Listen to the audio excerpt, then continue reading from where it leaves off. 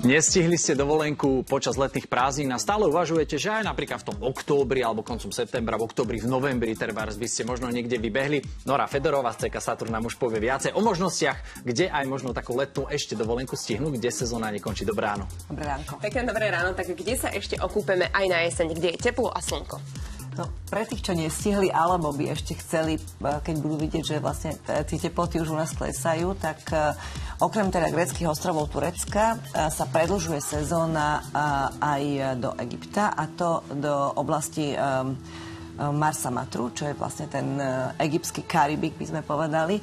A je to práve výhoda je tá, že vlastne je to oblasť, ktorá je nová na slovenskom trhu, a okrem toho, že teda ponúka krásne pláže, ako naozaj, biely piesok, Tyrkisové more, fakt je to Karibik, tak okrem toho ponúka aj možnosti poznávania. A práve ten september, október už je aj počasím na to dobrý, pretože na rozdiel od teda Hurghady a Marsálam, kde sme zvyknutí chodiť do Egyptu celoročne, čo samozrejme zostáva, tak tento sever je to nie je Červené more, to je Stredozemné more, čiže nie je to reálne na šnorchlovanie, ale oveľa viac teda si užijeme to more plus to poznávanie, pretože kúsok odtiaľ je Alexandria, Káhira s novým egyptským múzeom, ktoré je presťahované a teda ešte ukazuje oveľa viacej exponátov, no ale aj teda oáza Siva, ktorá je z iných častí Egyptu nedostupná.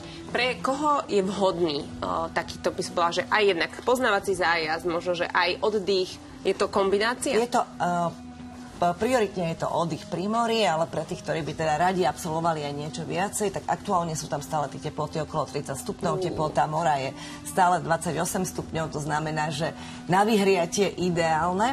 No ale zároveň v tomto období už viacej cestujú tí, ktorí majú menšie deti, pretože už škola začala, alebo potom páry, ktoré aj radi poznávajú, aj teda radšej niečo vidia, ako len čisto ležia na pláži.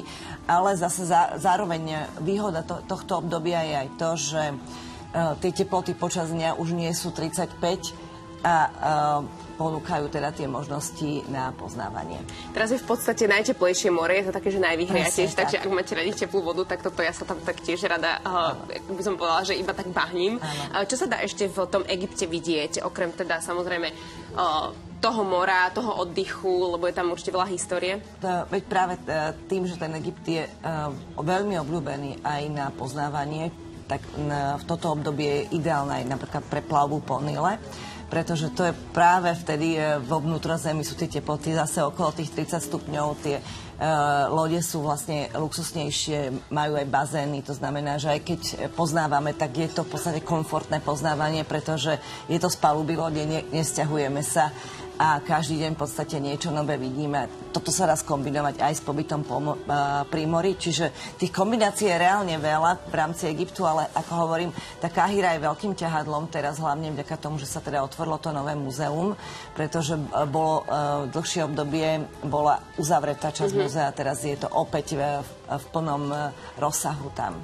Ja mám ale pocit, že práve takéto cestovanie jednak na jar, ale aj na jeseň je stále obľúbenejšie. Ako si tí ľudia cez to leto, že aj chcú byť doma, aj chcú byť na Slovensku, že je to také asi možno komfortnejšie, menej ľudí, príjemnejšie podmienky? Toto určite platí, že v podstate napriek tomu, že október je pre Egypťanov úplne hlavná sezóna, pretože všetci tí, ktorí nemajú radi tie veľmi teplé podmienky, prichádzajú práve teraz, ale zároveň je to aj cenovo výhodné obdobie a to je jedno z tých vecí, že v podstate už sme po tej hlavnej sezóne a tým pádom aj ceny sú oveľa priateľnejšie. Niekde to je až 50% rozdiel v cene oproti letným cenám. Ešte si povedzme, čas letu je 2 hodiny?